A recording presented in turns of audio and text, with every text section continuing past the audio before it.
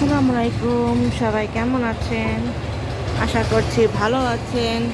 তো আজকে শুরু করলাম বৃষ্টি হওয়ার পরের দিন।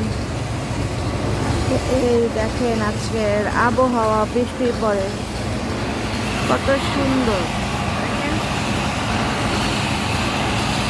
আকাশে সূর্য উঠেছে, মেঘ, পাতাগুলা পরিষ্কার হয়ে গেছে বৃষ্টিতে। দেখেন ফুলগুলা পড়ে গেছে, কালকে কালকে শিলা বৃষ্টি হয়েছিল, এই শিলার বৃষ্টিতে পাতা পড়ে গেছে। এটাও একটা সুন্দর লাগতেছে। দেখেন এটাও আরেক সৌন্দর্য। তো এই বৃষ্টিতে সব কি এনজয় করতেছে। বৃষ্টি হয়েছে তাতে কি হয়েছে, কেউ থেমে নাই, তার গন্তব্যে শেষে কাজে শেষ হয়ে গেছে। দেখেন তো আমার তো ইউনিভার্সিটি অফ, তাই আমি বাসায় থাকি, তেমন একটা কাজ নেই আমার। তো ঘরের কাজগুলো শেষ দিচ্ছি আমি এইভাবে। তো এখন বাজে 12টা। তো শামসি স্যার আসবে বলে এখন, কোনো একটা কাজ আছে, নাহলে শামসি স্যারটা এইটা 7টার দিকে আসে। তো ওই যে আমাদের আন্টি কাজ করতেছে, তো ভিতরে যাই। আর এই যে আজকে আমাদের পাশে রান্না বান্নার আইটেমের মধ্যে আজকে খালাকে বলেছি করলা ভাজি করবে, ইয়া দিয়ে। এখানে করলা আছে, আলু দিয়ে ভাজি, এখানে পাট শাক কেটে রেখেছে। তো বলছি পাট শাক ভাজি করবো, কারণ সব ভাজির উপরে আজকে। আর কলমি শাক বলছি রেখে দিতে, আজকে তো এত কিছু খাওয়া হবে না। তো আর এই যে এখানে গরুর মাংস ছিল, ওইটা গরম করে রাখছে অর্ধেকটা, কারণ বাহিরে রেখে খেলে না, বারবার জাল দিয়ে খেলে ভালো লাগে না তেমন। আর এই যে এখানে এই মাংসটা রেখে দিতে পারতে রেখে দিছি। আর এই যে গতকালকে পুঁই শাক, এটা গরম করছি। আর এখান থেকে ভাত বসানো হয়ে গেছে। তো এই হলো আজকের আমাদের সারাদিনের খাবার দাবারের আয়োজন, সন্ধ্যার আর কি। তো আপনারা তো জানেনই, আমরা সন্ধ্যার সময় রান্না বান্না করতে যা আলসেমি লাগে, তার সময় রান্না বান্না করি না। তো এই তো আজকে আমরা নিরিবিলি পরিবেশ, স্যার আসবে দেখি টেবিলটা খালি করা হয়েছে পরবে। আর এই যে দেখেন গতকালকে আর কি পর্দাটা লন্ড্রি থেকে আনা হয়েছে 5টা। তো এই যে লাগাই ফেলছি, এটা খোলা ছিল। আর আর এই যে এই রুমেরটাও লাগানো হয়েছে পর্দা। আর এই যে এখানে একটা লাগাই ফেলছি, কারণ এটা সিঙ্গেল পর্দা একটা হয়ে গেছে। তো নাহলে আমি ভাবছিলাম যে এটা বেডরুমের তো পর্দা দেওয়া হয়নি, তো এটা হলো 8 পিসের। তো এরকম যদি আরেকটা থাকতো তাহলে বেডরুমেরটা খুলে এটা লাগাই দিতাম, এখন তো এটা 1 পিস, তাই আর কি দেইটেই নেই। তো আজকে আমি এটা খুলবো, এই পর্দা আর এই পর্দা খুলবো আজকে, ড্রয়িং রুমের এই পর্দাটা খুলে ফেলবো। তো এই হলো আজকে আমাদের কাজ, তেমন একটা নাই। টিভি নষ্ট হয়েছে বলছিলাম না, তো সেই টিভিটা রিমোট থেকে হয়েছে আর কি, যে ভাবছিলাম যে রিমোট নষ্ট হয়েছে। পরে কালকে ইলেকট্রনিক্সের লোক আনলাম, মানে আমাদের যেখানে যে কোনো কোম্পানি থেকে টিভি কিনা হয়েছিল সেই কোম্পানির লোককে কল দিয়েছিলাম। তো কল দেওয়ার পর সে আসলো, আসার পরে বলে রিমোট ঠিক আছে, আপনাদের টিভি বলে মাদার বোর্ড চলে গেছে।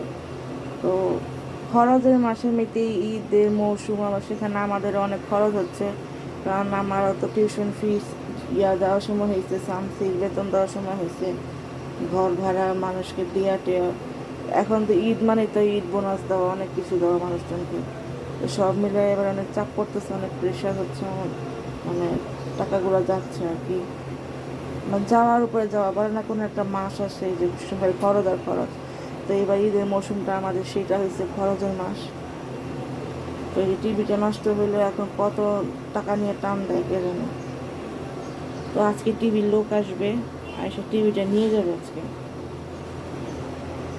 তো এই যে একটু পর বলা আসতেছে, তো দেখি কি হয়।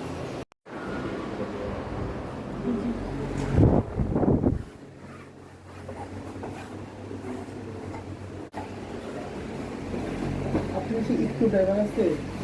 আপনি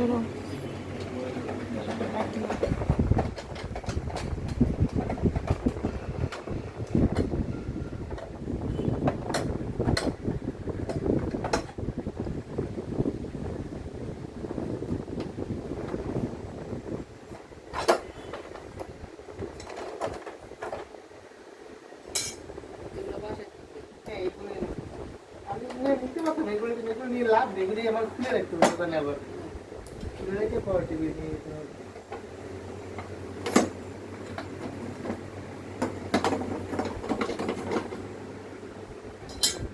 প্রথমে রাখি দিয়ে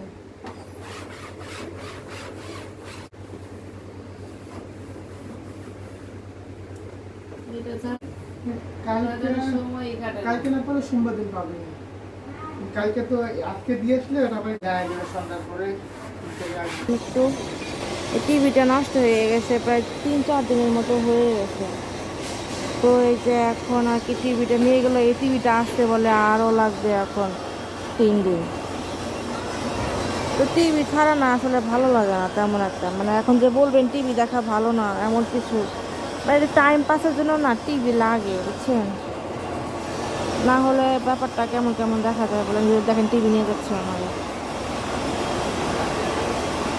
এখন টিভিটা যে ঠিক হয়ে গেলে বড় কোনো সমস্যা যাতে না হয় সে দোয়া করে, এমনিতে অনেক খরচ হচ্ছে, খরচের উপর খরচ, প্যারা,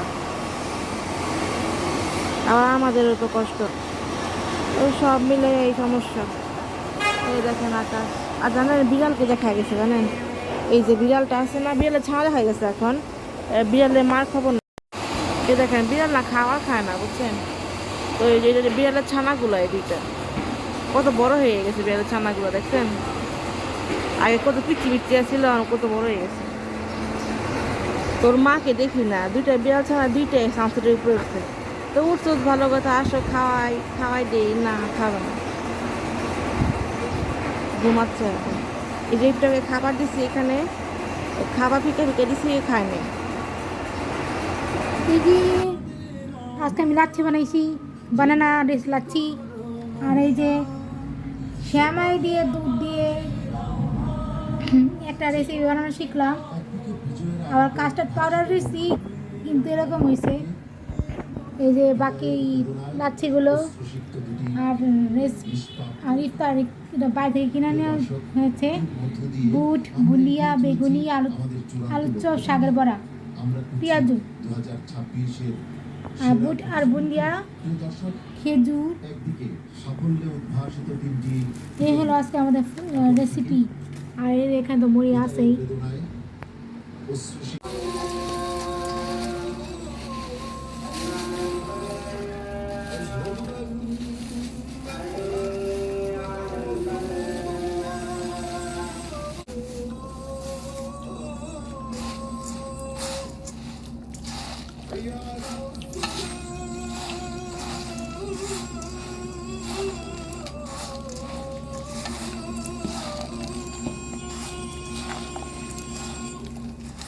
ঠিক আছে অবশ্য।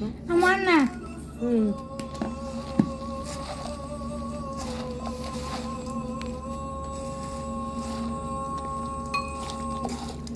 লাচ্ছিটা খায় না আম্মু।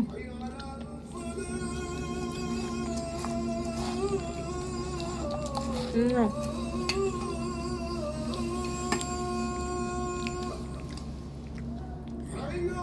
হুম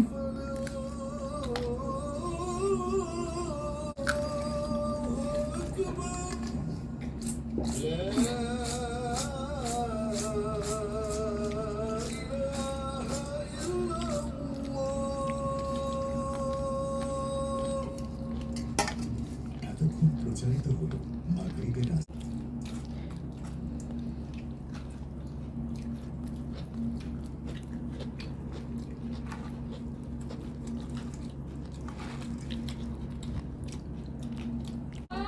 শ্যামাই কাস্টার্ড না ও শ্যামাই কাস্টার্ড, লাচ্ছা শ্যামাই কাস্টার্ড।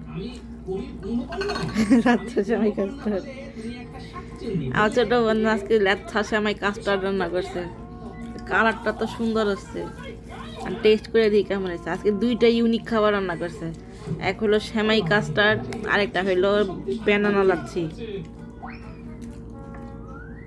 এর ভিতরে কি দিছ? হ্যাঁ আর ঘির মধ্যে এগুলো ভাবছি, তারপর দুধ দিছি, আমাদের রাজ্যে তাহলে চাষাবাদ বেশ তারপর কাস্টার্ডের পাউডার, দুধ মিশাটা ঢেলে দিছি। বলা অপেক্ষা রাখে না নইলে পুঁটির বাবা ঝুড়ি ভর্তি করে ওরকম কচি লাউ কুমড়ো আনাজ হুম। দিয়ে যায়। চলে আজ রাজসভা কাস্টর্ড কাস্টর্ড ফ্লেভার। শাকসবজির গন্ধ পাচ্ছি। এটা রাজসভা না বাজার সে তো বুঝতে পারছি না। তুমি রোজ রোজ যেরকম দেরি করে রাজসভায় আসছো, আর এটা বলে তোমার কাছে banana, রাজসভাটা লাচ্ছি। একটা বাজারই হয়ে উঠেছে। ঠিক আছে ঠিক আছে, হাসি ঠাট্টা অনেক হয়েছে। গোপাল তুমি এবার না, banana চিপসের মতো হয়েছে। শোনো, আমি একটা সিদ্ধান্ত নিয়েছি। banana লাচ্ছিটা একদম একে হয়েছে। আমি নবাবকে আইসক্রিম বেশি দুইটা। বাৎসরিক বকেয়া খাজনা কিছুটা বেশি বুঝছেন মা?